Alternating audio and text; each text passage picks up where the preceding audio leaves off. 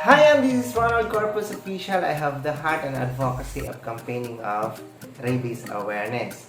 Welcome to my vlog, and for this content, for this video, ating pag-uusapan ng isang katanungan na nagagaling kay Becky Zemski. Ang kanyang katanungan ay, nawawala po ba ang rabies ng aso kapag nakapag-vaccine ng anti-rabies? Magandang tanong ito at mahalaga ito sa kaligtasan ng mga nakagat ng isang hayop na posibleng rabies.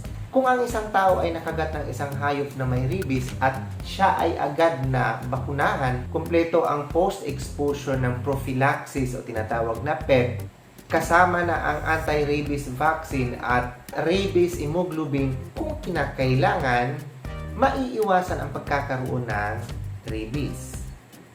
Bakit? Ang rabies virus ay hindi agad-agad kumakalat sa katawan. Karaniwan ito ay tumatagal ng ilang araw, linggo, buwan, minsan taon bago makarating sa utak, kung saan ito nagdudulot ng mga sintomas. At kapag may sintomas na, halos palaging nakamamatay. So, paano gumagana ang bakuna?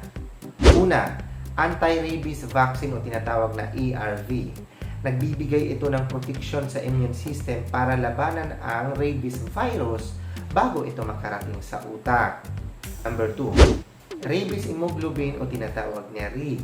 Ito ay ibinibigay sa mga high-risk bite, halimbawa sa ulo, leeg, malalim o maraming kagat. Ito ay nagbibigay ng agad-agad na antibodies habang hinihintay ang epekto ng bakuna.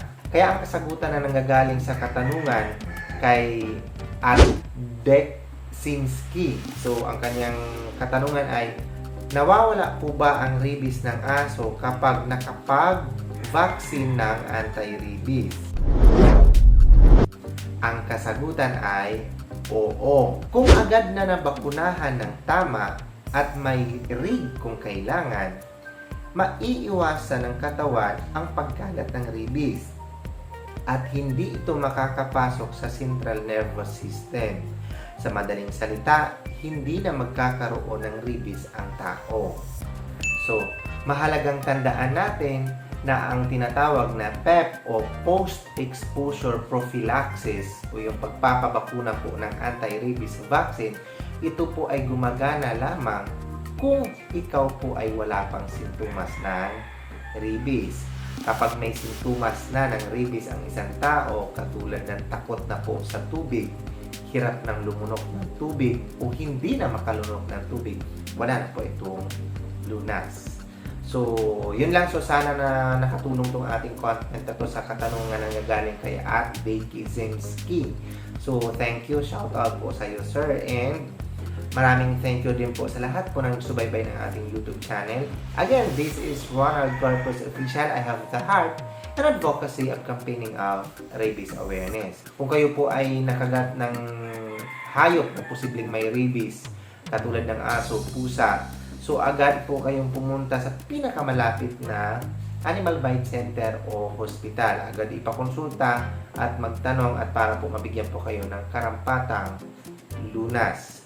Once again, this is Ronald Corpus Official na nagsasabing, kung hindi ka pa nakasubscribe ng aking YouTube channel, so please subscribe to my YouTube channel, and kung nagustuhan mo yung content na to, so pakilike.